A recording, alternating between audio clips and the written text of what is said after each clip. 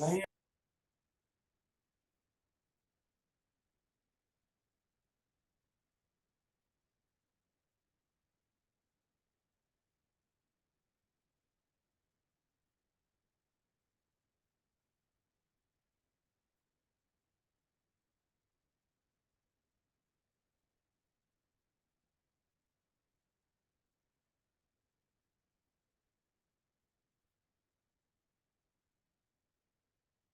Good morning everyone.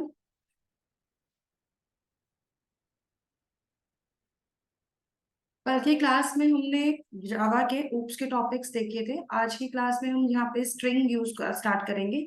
वैसे तो मुझे अब्स्ट्रैक्शन शुरू करवाना था, लेकिन ऑनलाइन क्लास है इसलिए मैं आप लोगों को मतलब आज थोड़ा इजी टॉपिक करा रही हूँ ताकि आप लोग इसको इजीली कर लेंगे, कोई दिक्कत नहीं आएगी। और वैसे भी ये काफी इंपॉर्टेंट टॉपिक है जो आपको प्रैक्टिस में चाहिए ही होता है आगे के लिए भी। तो हम आज स्ट्रिंग क्लास कर लेते हैं। नेक्स्ट क्लास जो होगी आपकी उसके अंदर फिर मैं आपको आगे का टॉपिक स्टार्ट करवा दूंगी। ओके, चलिए तो अभी हम इसमें स्टार्ट कर रहे हैं जावा के स्ट्रिंग क्लास को। गाइस एक सेकेंड।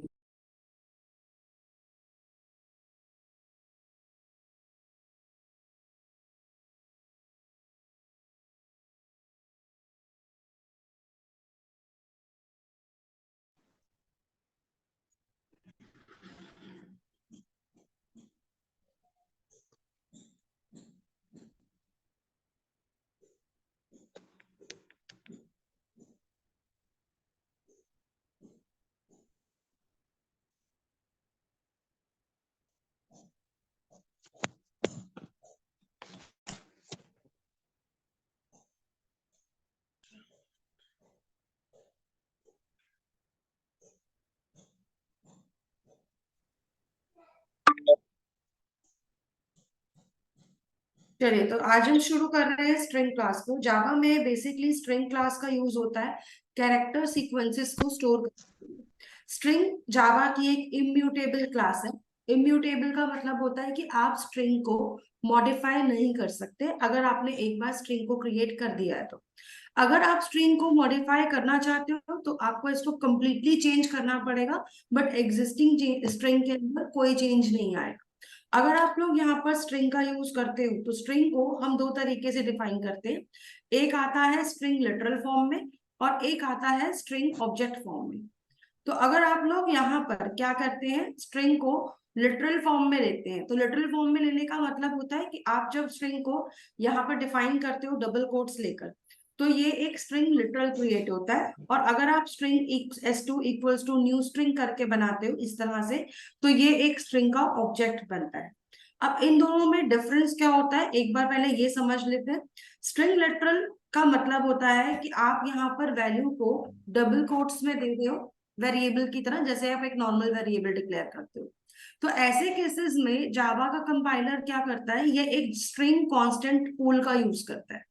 स्ट्रिंग कांस्टेंट पूल का जब ये यूज करता है तो इस पूल के अंदर मतलब आप ये कह लीजिए, आप जो भी वेरिएबल सेव करवाएंगे, जो भी वेरिएबल सेव करवाएंगे ये क्या करेगा, उसकी वैल्यू को इस कांस्टेंट पूल में सर्च करेगा। अगर ये वैल्यू इसको इस कांस्टेंट पूल में मिल जाती है तो ये उसका रेफरेंस उठाकर किसको दे देगा, वेरिएबल को दे देगा। और अगर मान लो इसका कोई भी रेफरेंस नहीं बनता, जैसे कि आप फर्स्ट टाइम आ रहे हैं और आप पहला ही वेरिएबल क्रिएट कर रहे हो, तो ऐसे में स्ट्रिंग कांस्टेंट पूल जो है वो खाली होगा, एम्प्टी होगा। तो ऐसे केसेस में कंपाइलर क्या करेगा, यहाँ पर एक नया कांस्टेंट क्रिएट करेगा हेलो नाम से, और इसका एड्रेस उठाकर इस स्ट्रिंग एस वेरिएबल को दे देगा।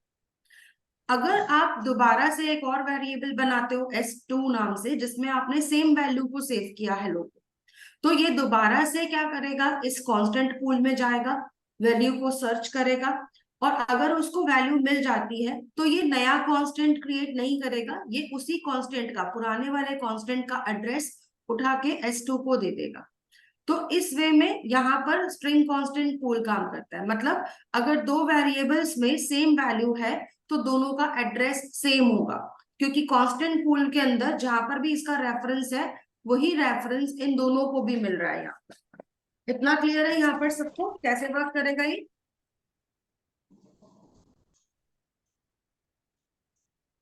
ओके, और ऐसे ही अगर मान लो कोई तीसरा वेरिएबल हम डिफाइन करते हैं, जैसे मैंने S3 लिया दिल्ली नाम से, तो ऐसे केसेस में यहाँ पर ये इस वेरिएबल के लिए जब सर्च करेगा तो यहाँ पर इसको ये वैल्यू नहीं मिलेगा, तो अगेन ये कांस्टेंट पूल में एक नया कांस्टेंट क्रिएट कर देगा, जिसको हम यहाँ पर देख सकते हैं, दिल्ली नाम से एक नया कांस्टेंट बन जाएगा।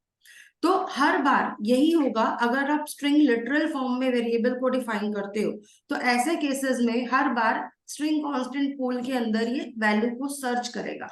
अगर वैल्यू एग्जिस्टिंग है वहां पर, तो ऐसे केसेस में उसी वैल्यू का एड्रेस इस वेरिएबल को मिलेगा।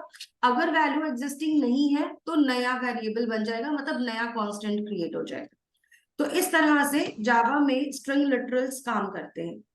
अब आप लोग अगर इसको प्रूफ करना चाहते हो कि हाँ भाई ये कैसे वर्क कर रहा है, तो इसको देखने के लिए हम क्या करते हैं, प्रोग्राम क्रिएट करते हैं। एंड इस प्रोग्राम में हम देखेंगे कि स्ट्रिंग लिटरल्स की जो वेरिएबल है सेम मेमोरी होल्ड करती है या नहीं करती है।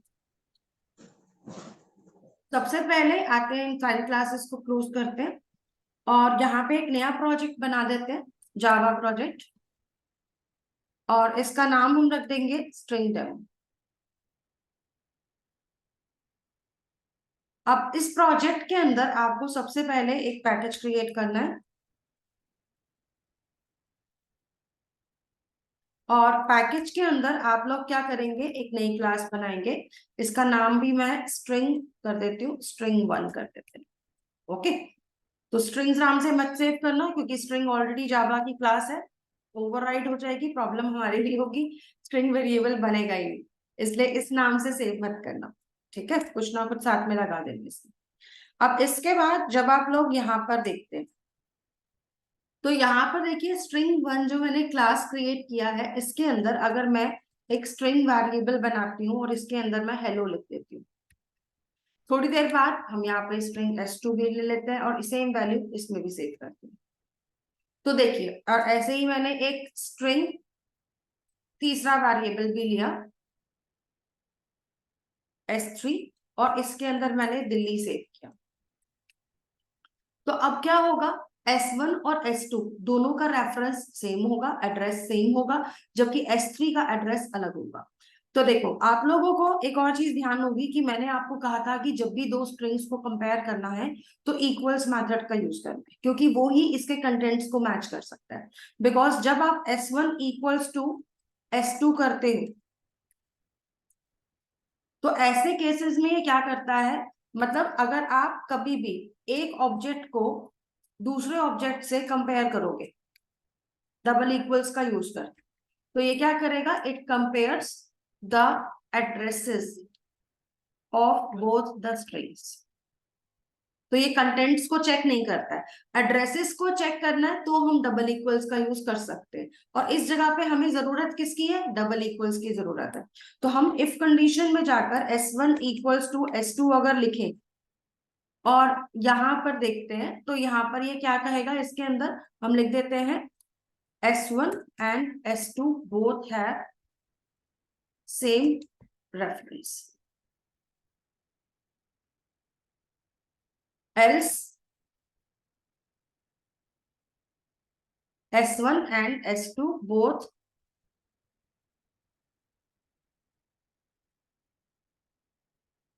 does not have same reference. Okay, तो मतलब अगर इन दोनों की रेफरेंस सेम होगी तो ये एड्रेस बता देगा। ऐसे ही अगर बाई चांस मैंने S1 को S3 के साथ मैच किया, ठीक है, तो यहाँ पर हम इसको भी मैच करके देख सकते हैं। तो एक काम करते हैं, इसको हम कॉपी कर लेते हैं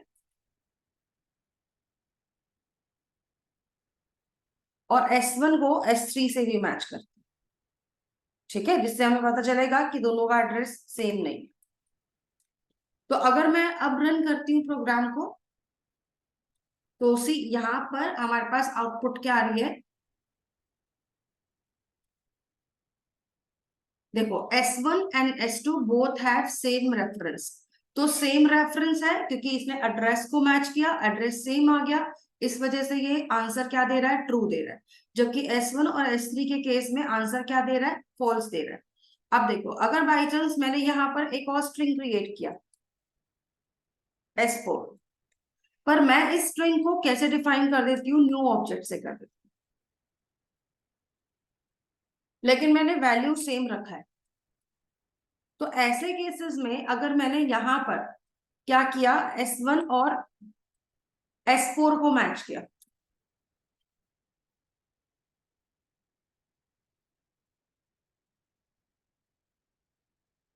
तो ऐसे केसेस में देखिए, जबकि S1 और S4 दोनों में वैल्यू तो सेम ही थी, लेकिन फिर भी ये इसका आंसर क्या दे रहा है, S1 and S4 both does not have same reference, क्योंकि ये रेफरेंस को चेक कर रहा है। S1 का रेफरेंस अलग है, S4 का रेफरेंस अलग है, इसी वजह से इसका आंसर यहाँ पर ये आ रहा है। तो ये होता है स्ट्रिंग लिटरल्स के साथ में, क्योंकि स्ट्रिंग लिटरल्स के केस में अगर लिटरल को आपने दोनों वेरिएबल्स को लिटरल फॉर्म में बनाया, वैल्यू सेम है, तो दोनों का एड्रेस भी सेम होगा। लेकिन अगर आप ऑब्जेक्ट बनाते हो तो उसका एड्रेस अलग से बनेगा, चाहे वैल्यू कितनी भी सेम क्यों ना हो। तो इसी वजह से स्ट्रिंग लिटरल्स को हम इस वे में देखते हैं। अब ऐसे ही अगर आप जावा में न्यू कीवर्ड का यूज करके स्ट्रिंग क्रिएट करोगे, तो ऐसे केसेस में न्यू कीवर्ड से जो भी स्ट्रिंग बनेगी वो हमेशा एक नए एड्रेस पे सेव होगी, चाहे आप उसके अंदर सेम वैल्यू क्यों ना रखो। तो जैसे कि अगर आपने लिया string S S equals to new string और यहाँ पर आपने वैल्यू डिफाइन किया, तो ये वैल्यू जो है ये एक नए एड्रेस पे सेव होगा। अगर मैंने एक S2 नाम का स्ट्रिंग लिया जिसके अंदर मैंने अगेन हेलो सेव किया न्यू कीवर्ड का यूज करके, तो इसका एड्रेस अलग होगा। तो देखो यहाँ पर हम क्या करते हैं, एक नया प्रोग्राम ले लेते हैं।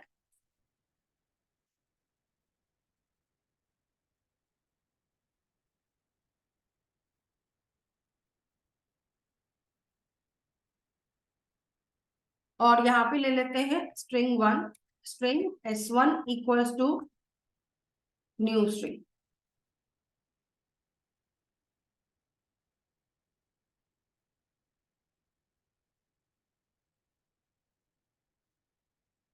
और फिर यहाँ ले लेते हैं string S2 equals to new string. अब देखो मैंने दोनों के अंदर वैल्यू सेम रखा है, लेकिन अगर मैं S1 को S2 से कंपेयर करती हूँ, मतलब इनके एड्रेसेस निकालने के लिए, तो ऐसे में यहाँ पर क्या हम लिख देते हैं, अगर मैच हो गया तो हम लिख देंगे भाई S1 एंड S2 है same reference, else S1 and S2 does not have same reference।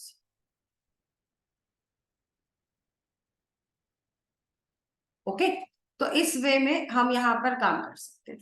तो अगर आप इसमें इसे अब रन करते हो तो देखिए यहाँ पर जो इसका आउटपुट आ रहा है वो क्या कह रहा है, it does not have same reference, जबकि यही चीज हमने जब लिटरल से बनाई थी तो दोनों का रेफरेंस सेम आ रहा था। तो इसका मतलब ये है कि जब आप कभी भी दो ऑब्जेक्ट्स को इक्वल्स टू में मैच करते हो तो ये इसके रेफरेंसेस को चेक करता है, वैल्यू को चेक नहीं करता है। तो हमें अगर रेफरेंसेस को मैच करना है तो हम ऐसे लिख सकते हैं। इतना क्लियर है सभी को कैसे वर्क कर रहा है यहाँ पर?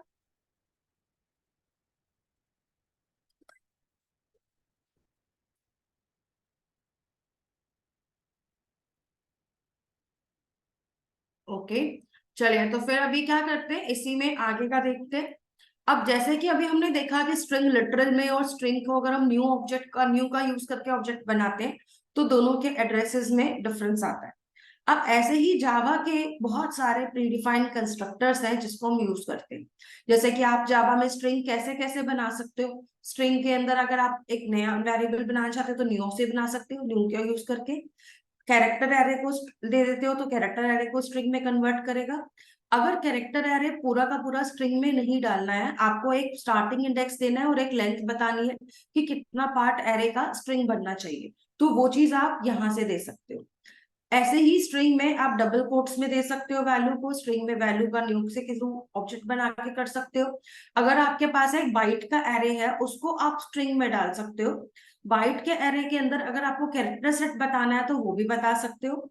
स्ट्रिंग फॉर्म में कैर सेट बताना है वो भी आ जाएगा। बाइट एरे के अंदर भी अगर आपको एक पर्टिकुलर पार्ट ही डालना है, पूरा बाइट एरे कन्वर्ट नहीं करना है स्ट्रिंग में, तो आप बता सकते हो कि कौन से इंडेक्स से स्टार्ट करना चाहिए और कौन कितनी लेंथ निकालनी।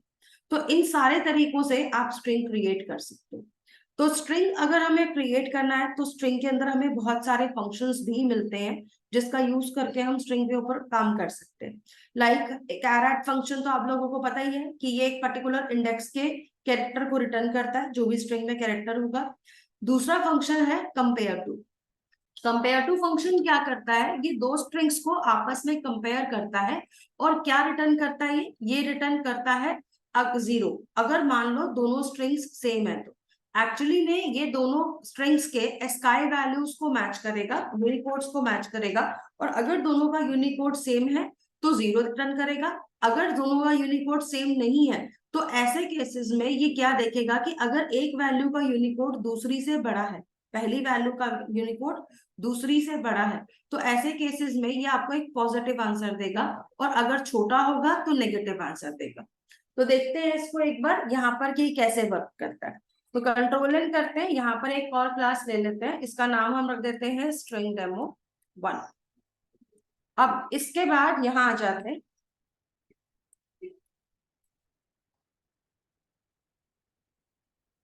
मेन मेथड ले लेते हैं। अब यहाँ पे आकर अगर आपने लिया इसको स्ट्रिंग S1, तो इसके बाद यहाँ पर हम इसमें क्या ले लेते हैं, चलिए एक काम करते हैं, इसके अंदर हम एक स्ट्रिंग सेव कर देते हैं, ठीक है। और फिर इसके बाद हम इस पे फंक्शन चलाकर देखेंगे कि कंपेयर टू फंक्शन कैसे काम कर रहा है। तो हम यहाँ पर ले लेते हैं स्ट्रिंग S1, में इसमें मैंने लिखा हेलो जावा।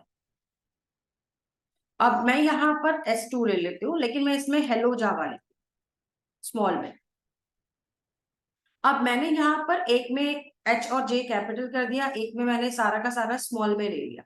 अब देखिए अगर आपके पास ये दो वेरिएबल्स बन जाते हैं तो इन दोनों वेरिएबल्स के कंपैरिजन को अगर मैं कंपेयर टू से करती हूँ, इसको हम सिस आउट से यूज करके लिखें। तो अगर मैं यहाँ पे कंपेयर टू का यूज करती हूँ तो यहाँ पर S1 dot compare to S2 लिखेंगे। तो अब ये क्या करेगा, देखो सबसे पहले ये H को मैच करेगा दोनों के, तो कैपिटल H का यूनिकोड निकालेगा और स्मॉल h का यूनिकोड निकालेगा, दोनों को कंपेयर करेगा। अब क्योंकि स्मॉल कैपिटल H पहले आ रहा है, मतलब क्योंकि जो स्ट्रिंग पहले लिखा है ना वो पहले माना जाएगा, तो उसका यूनिकोड जो है अगर हम देखें तो 65 से 90 के बीच में आएगा। और अगर हम दूसरे वाले H को देखते हैं जो कि स्मॉल h है, तो इसका यूनिकोड जो है वो कहां पर आएगा, वो 97 से 122 के बीच में आएगा।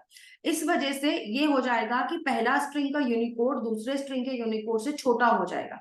तो आंसर ये किस में रिटर्न करेगा, नेगेटिव में, और ये डिफरेंस भी निकाल कर दे देगा दोनों स्ट्रिंग्स का। तो देखिए -32 आंसर दे रहा है क्योंकि capital H is smaller than small h, तो ये दोनों के बीच का डिफरेंस आपको दिखा देगा। इतना क्लियर है यहाँ तक कंपेयर टू कैसे काम करता है।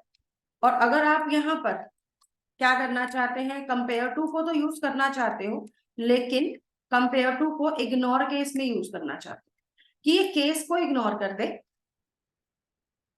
तो ऐसे केसेस में आप क्या लिखोगे, S1 dot compare to ignore case S2।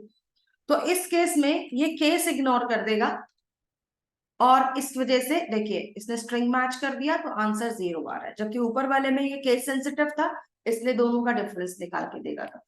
तो इस वे में आपके पास क्या आ जाएगा, कंपेयर टू और कंपेयर टू इग्नोर केस का आंसर भी आ जाएगा। अब इसके बाद अगर आप ये करते हैं कि जैसे कि मान लीजिए मैंने यहाँ पर H की जगह पे कैपिटल में M लगा दिया, ठीक है, तो H और M का जो डिफरेंस होगा ना ये वो रिटर्न कर देगा। तो सी अभी आंसर क्या आ रहा है दोनों में, -5, क्योंकि ये दोनों के बीच का डिफरेंस निकाल कर देगा, ठीक है। तो ये यूजुअली इसी तरह से करेगा। और अगर पहले वाला वर्ड तो चलो मैच हो गया, लेकिन सेकंड वाला वर्ड जो है वो मैंने यहाँ पर कुछ और लगा दिया, तो अब ये E और M का डिफरेंस रिटर्न करेगा, मतलब पहला मैच हो गया तो दूसरे को मैच करेगा, तो E और M का डिफरेंस रिटर्न करेगा। तो सी अभी आंसर आ रहा है -8, ठीक है। तो इस तरह से ये काम कर रहा है। तो अगर आपकी स्ट्रिंग्स एक जैसी है तो उस केस में आंसर जो है वो क्या आ जाएगा, सेम टू सेम आ जाएगा। अदरवाइज नहीं है तो फिर उस केस में आंसर इस तरह से है। तो ये हमारे पास आ जाता है कंपेयर टू का फंक्शन जो हम यहाँ पे देख रहे हैं। इसी के साथ साथ में यहाँ पर अगला फंक्शन आता है कॉन्कैट। कॉन्कैट फंक्शन का काम होता है कि दोनों स्ट्रिंग्स को आपस में अगर ज्वाइन कराना है तो उस कॉन्कैट फंक्शन का यूज करेंगे। तो अगर मैंने लिखा s1 डॉट कॉन्कैट s2, तो ये क्या करेगा, मुझे एक नई स्ट्रिंग रिटर्न करेगा जिसके अंदर की दोनों स्ट्रिंग्स कॉन्कैट हो जाएंगी, ज्वाइन हो जाएंगी। तो अगर मैं यहाँ पर स्ट्रिंग 3 को प्रिंट करती हूँ तो ऐसे केसेस में यहाँ पे आउटपुट जो है वो इस तरह से आएगी। तो इसने हेलो जावा और हेलो जावा जो स्मॉल वाला था दोनों को क्या कर दिया, कॉन्कैट कर दिया। इसी तरह से अगला फंक्शन आता है कंटेन्स फंक्शन। इस फंक्शन को ज्यादातर आप यूज करोगे सर्च करने के लिए, क्योंकि कंटेन्स फंक्शन चेक करता है कि अगर आपके पास एक बड़ा सा स्ट्रिंग है, एक फाइल है, कुछ भी है, क्योंकि सारा का सारा डेटा आना तो स्ट्रिंग में ही है, तो उसके अंदर आपकी एक वर्ड या फिर एक सेंटेंस जो भी आप सर्च करना चाहते हो वो एग्जिस्ट करता है या नहीं करता है। तो देखो, अगर मान लो मैंने यहाँ पर अभी एक स्ट्रिंग बना देते हैं एक और, तो हम फर्स्ट वाला जो स्ट्रिंग था ना इसको थोड़ा सा बड़ा कर देते हैं। तो मैं यहाँ पे एक और लाइन निकाल देती हूँ, Java is an object oriented language. ठीक है। एंड उसके बाद मैं यहाँ पर आके क्या करती हूँ, हेलो जावा को सर्च मार लेती हूँ, या फिर चलिए मैं इसके अंदर कुछ नया वर्ड डाल देती हूँ s2, जैसे मैंने लिख दिया ऑब्जेक्ट। तो अगर मुझे यहाँ पर ये पता लगाना है कि S2 मतलब ऑब्जेक्ट जो है वो इस लाइन में कहीं पर एग्जिस्ट करता है या नहीं करता है, तो उसके लिए हम किसका यूज करेंगे, कंटेन्स का यूज करेंगे। कंटेन्स आंसर देता है ट्रू फॉल्स में, तो आप इसको इफ में भी लगा सकते हो, बुलियन में भी ले सकते हो। तो अगर मैं इसको इफ में लगाती हूँ तो यहाँ पर मैं लिखूंगी s1 डॉट कंटेन्स अगर s2, तो हम यहाँ पे क्या बोल देते हैं, मैसेज डाल देंगे, जैसे कि मैं यहाँ पे लिख सकती हूँ सर्च टेक्स्ट फॉन्ट, एल्स हम यहाँ पे लिख देंगे सर्च टेक्स्ट नॉट फॉन्ट। ठीक है। तो इस वे में आपके पास क्या आ जाएगा, इसका आंसर भी आ जाएगा। अगर हम अब रन करते हैं तो देखिए यहाँ पर, क्योंकि मेरे पास जो वर्ड था वो ऑलरेडी स्ट्रिंग में प्रेजेंट था, तो इसने क्या दिखाया, सर्च टेक्स्ट फाउंड। अगर मान लो मैं इसको कैप्स में डाल के देती तो क्या दिखा रहा है, सर्च टेक्स्ट नॉट फाउंड, क्योंकि ये भी केस सेंसिटिव फंक्शन है, तो ये केस को इग्नोर करेगा, नहीं करेगा। ओके। तो इस वजह से आपके पास जो आंसर है वो इस तरह से यहाँ पे प्रोवाइड कर रहा था ये।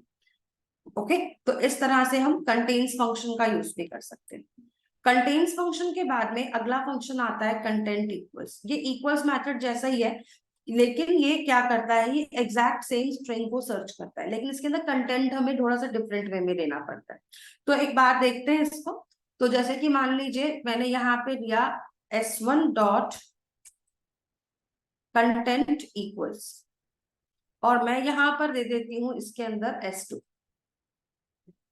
तो ये मुझे क्या रिटर्न कर रहा है, बुलियन आंसर रिटर्न कर। तो अगर मैंने s1 को, मतलब ये जो बड़ी वाली स्ट्रिंग है, इसको s2 से मैच किया, तो ऐसे केसेस में इसका आंसर क्या आएगा, यहाँ पे देखते हैं दिस आउटपुट। ठीक है। तो कंटेंट इक्वल्स का मेथड यहाँ देखिए। तो अगर मैं इसका आंसर देखती हूँ तो आंसर क्या दिखा रहा है, फॉल्स दिखा रहा है, क्योंकि इसके लिए दोनों के दोनों स्ट्रिंग वेरिएबल्स में सेम टाइप का वैल्यू होना जरूरी है। सेम टाइप का वैल्यू नहीं है, सेम वैल्यू नहीं है, तो आंसर हमेशा फॉल्स ही आएगा। ओके। तो कंटेंट इक्वल्स मेथड का आप यूज कर सकते हो। इसके अलावा अगला जो फंक्शन आपको दिख रहा है यहाँ पर वो है कॉपी वैल्यू ऑफ।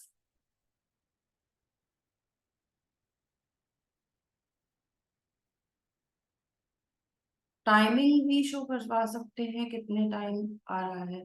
दीपाली किस चीज में टाइमिंग को शो करना है,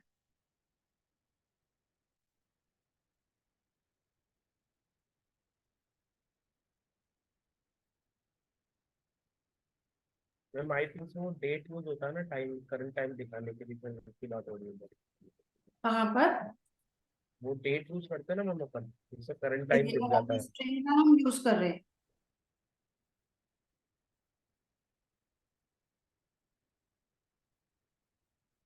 ओके आप ऑकरेंसेस पूछ रहे हो कि एक स्ट्रिंग में कितने ऑकरेंसेस आ रहे हैं एक पर्टिकुलर वर्ड के।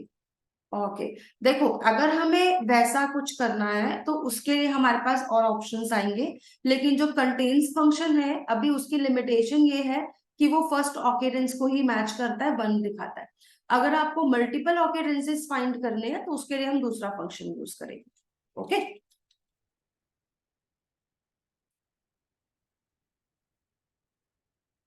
चलिए तो अभी यहाँ देखते हैं कंटेंट इक्वल्स को भी कैसे यूज करते हैं। तो कंटेंट इक्वल्स का तो क्लियर हो गया कि कैसे देखना है कि एग्जैक्टली मैच मैच करता है, मतलब एक तरह से देखा जाए तो ये वेरिएटी है, इक्वल्स मेथड की तरह ही हम इसको भी यूज कर सकते हैं। ऐसे ही यहाँ पे हमारा एक और फंक्शन है copy value of. Copy value of function क्या करता है, ये आपके एक कैरेक्टर एरे को स्ट्रिंग में कन्वर्ट कर देता है। तो मतलब अगर मेरे पास यहाँ पर एक कैरेक्टर एरे, लेट्स सपोज मैं एक कैरेक्टर एरे बना देती हूँ, तो हम यहाँ पर एक छोटा सा कैरेक्टर एरे बना देते हैं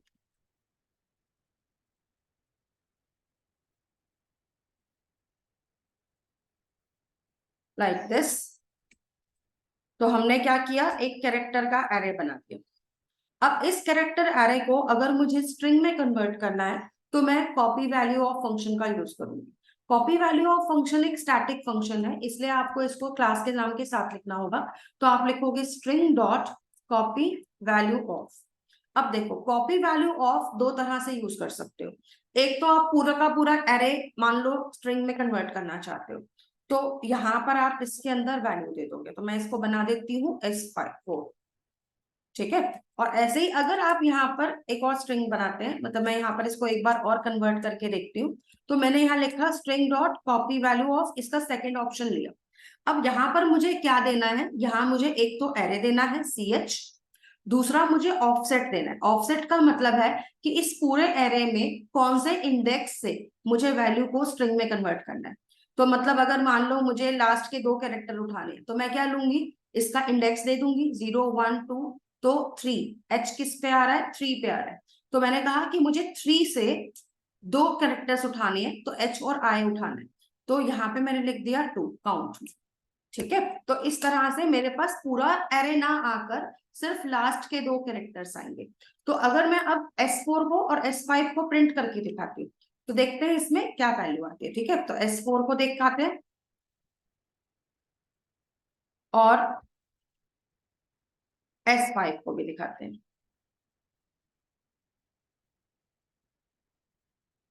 तो इस वे में यहाँ पर दोनों के दोनों वैल्यूज हमें प्रिंट हो जाएंगे, देखिए। तो S4 में इसने पूरे कैरेक्टर एरे को कन्वर्ट कर दिया और S5 में क्या लिया, इसने सिर्फ लास्ट के दो कैरेक्टर्स को उठाया। तो इस फॉर्म में हम क्या कर सकते हैं, कॉपी वैल्यू ऑफ फंक्शन का यूज कर सकते हैं। तो इतने फंक्शंस क्लियर है सभी को अभी तक जितने मैंने बताए हैं, कुछ कंफ्यूजन है इसमें?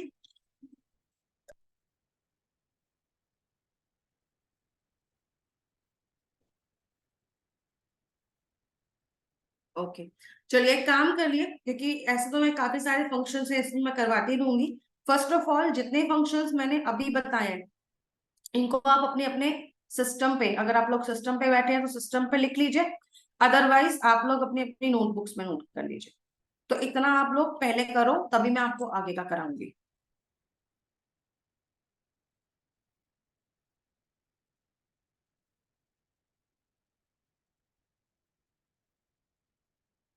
तो इतना आप लोग कर लीजिए फटाफट से, 5 मिनट का टाइम काफी होगा इसके लिए।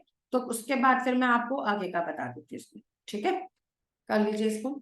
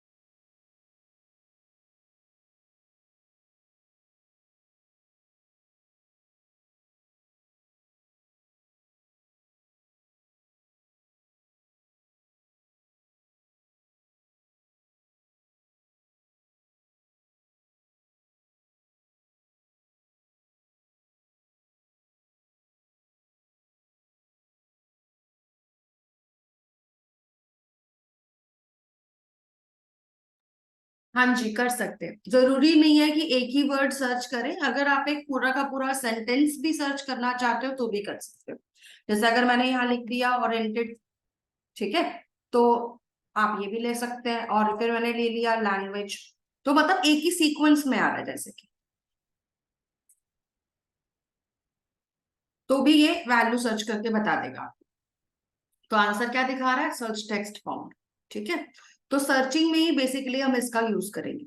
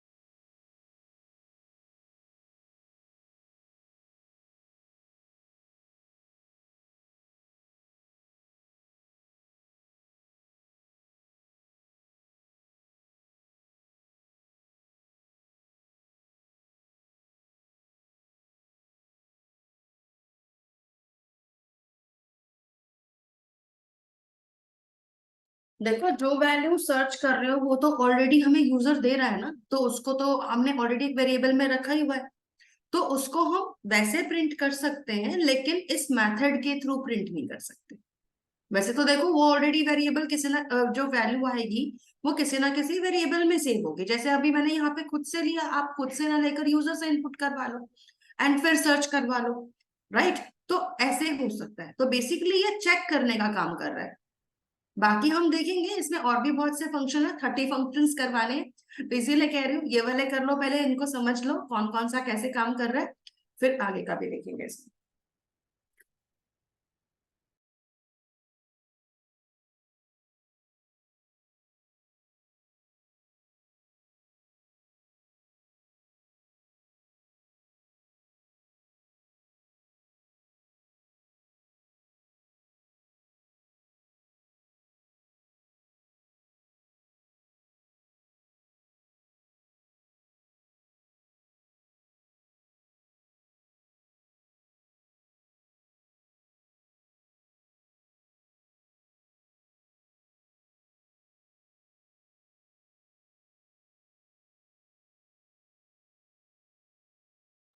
प्रखर, मैंने कहा था कि आगे चल के जावा में जैसे जैसे हम आगे जाएंगे और भी चीजें आएंगी एसक्यूएल की, जो मैं बताती रहूंगी, तो वो बाद में आएगा, जब आएगा तो मैं आपको।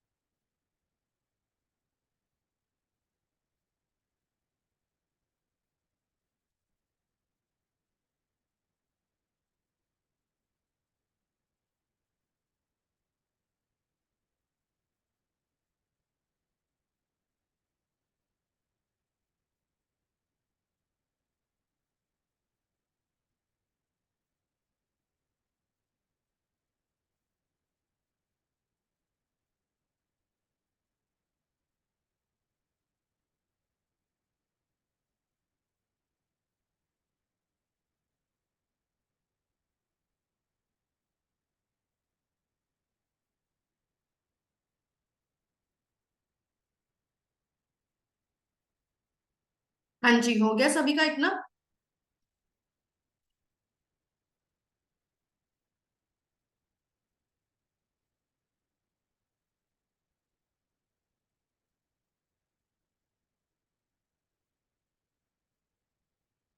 हाँ जी, सभी का हो गया यहाँ तक।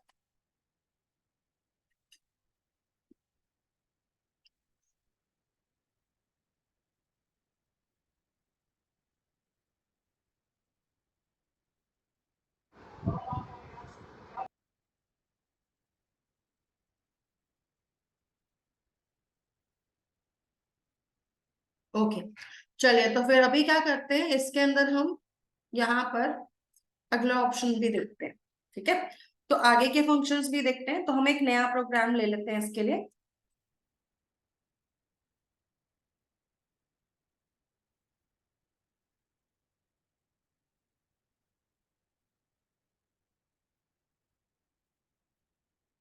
और इसका नाम रख देते हैं स्ट्रिंग डेम।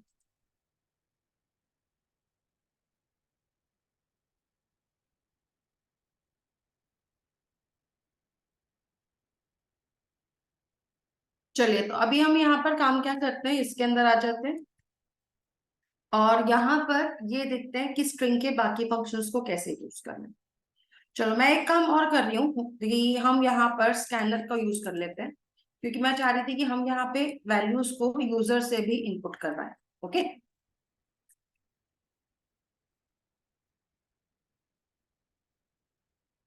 अब इसके बाद आगे का देखते हैं। तो यहाँ पर हमारे पास जैसे कि कॉपी वैल्यू ऑफ फंक्शन आ रहा है, ऐसे ही यहाँ पर हम एंड्स विद फंक्शन भी यूज करते हैं। एंड्स विद फंक्शन कब यूज होता है, जब आपको यहाँ पर ये देखना होता है कि कोई पर्टिकुलर स्ट्रिंग किसी पर्टिकुलर वैल्यू से एंड हो रही है या नहीं हो रही। तो ऐसे में आप एंड्स विद फंक्शन का यूज करेंगे। तो देखो, अगर मान लो मेरे पास यहाँ पर क्या आ जाती है, कोई भी वैल्यू आती है, जैसे कि लेट्स सपोज मैंने यहाँ पर सिस आउट लिया, यूजर से बोला एंटर अ स्ट्रिंग, या फिर हम क्या करते हैं, एंटर करवाते हैं एक फाइल का नाम। लेट्स सपोज आप कोई एप्लीकेशन बना रहे हो और उसमें यूजर से फाइल का नाम ले रहे हो, तो जो भी फाइल का नाम आ रहा है, एक मिनट चाहिए,